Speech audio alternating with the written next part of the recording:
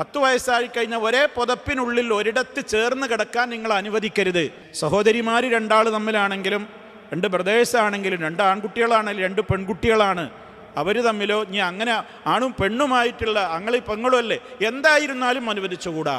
ചില ആളുകൾ ഇങ്ങനെ സ്നേഹം മൂത്തിട്ട് മക്കൾക്ക് പ്രായമായാലും ഉമ്മാനെ കെട്ടിപ്പിടിച്ചുകൊണ്ട് കിടക്കാൻ അനുവദിക്കും. ആ മോനല്ലേ, എൻ്റെ കുട്ടിയല്ലേ, ഓനക്ക് അങ്ങനെയാണ്, അങ്ങനെ ശീലിച്ചിക്കണം, ഞാൻ അല്ലാതെ അവന് പറ്റൂല.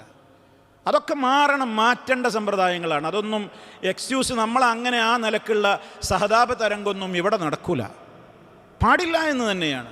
അത് ഉമ്മയല്ലേ, ഉമ്മ തന്നെയാണ്. പക്ഷെ അതുകൊണ്ടല്ല, ഒരു പ്രായം, ഒരു സ്റ്റേജ് എത്തിക്കഴിഞ്ഞാൽ മാറ്റിക്കിടത്തേണ്ടവരെ മാറ്റിക്കിടത്തുക തന്നെ ചെയ്യണം. അതൊരു ട്രെയിനിങ് ആണ്, അതൊരു പരിശീലനമാണ്. അതിലൊക്കെ അടങ്ങിയ ഹിക്മത്ത് എന്താണെന്ന് മനുഷ്യരെ സൃഷ്ടിച്ച റബ്ബല്ലേ ഇതൊക്കെ പറയുന്നത്. അതിൽ അവന് പല ഹിക്മത്തുകളും ഉണ്ടാകാം. പലതും നമുക്ക് മനസ്സിലായി കഴിഞ്ഞു, ചിലതൊക്കെ ഇനിയും മനസ്സിലാകാനുണ്ടായിരിക്കാം.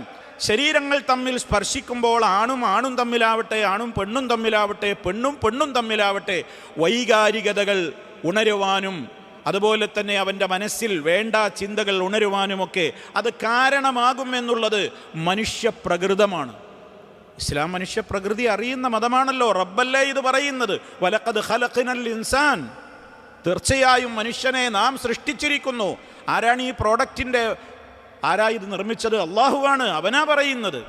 അവനറിയാം മനുഷ്യൻ്റെ സ്വഭാവം എന്താണ് അവൻ്റെ നാച്ചുറൽ, അവൻ്റെ പ്രകൃതം എന്താണ്, എന്തൊക്കെയാണ് അവനിൽ സംഭവിക്കുന്നത്, ഏതൊക്കെ ഹോർമോണുകൾ ഏതൊക്കെ ഘട്ടങ്ങളിൽ അവനിൽ ഉണരും എന്നൊക്കെ. ഇന്നത്തെ വൈദ്യശാസ്ത്രം എന്നല്ലല്ലോ, റഹ്മാനായ റബ്ബ് നിശ്ചയിച്ചില്ലേ, എല്ലാം അവനറിയാലോ.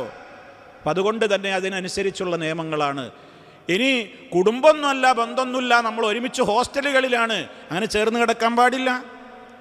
വെറും ഗേൾസ് ഹോസ്റ്റലാണ്, വിമൻസ് ഹോസ്റ്റലാണ്, അതല്ലെങ്കിൽ ജെൻസിൻ്റെ ഹോസ്റ്റൽ മാത്രമാണ്, അവിടെയാണെങ്കിലും പറ്റൂല, എവിടെയാണെങ്കിലും പാടില്ല. അപ്പം അതുകൊണ്ട് തന്നെ അതൊക്കെ ആളുകൾ അതൊക്കെ ഒഴിവാക്കിയതിൻ്റെ തിക്തഫലങ്ങളാണ് ഇന്നത്തെ LGBT കമ്മ്യൂണിറ്റിയിലൊക്കെ കണ്ടുകൊണ്ടിരിക്കുന്നതിൻ്റെ തുടക്കങ്ങൾ.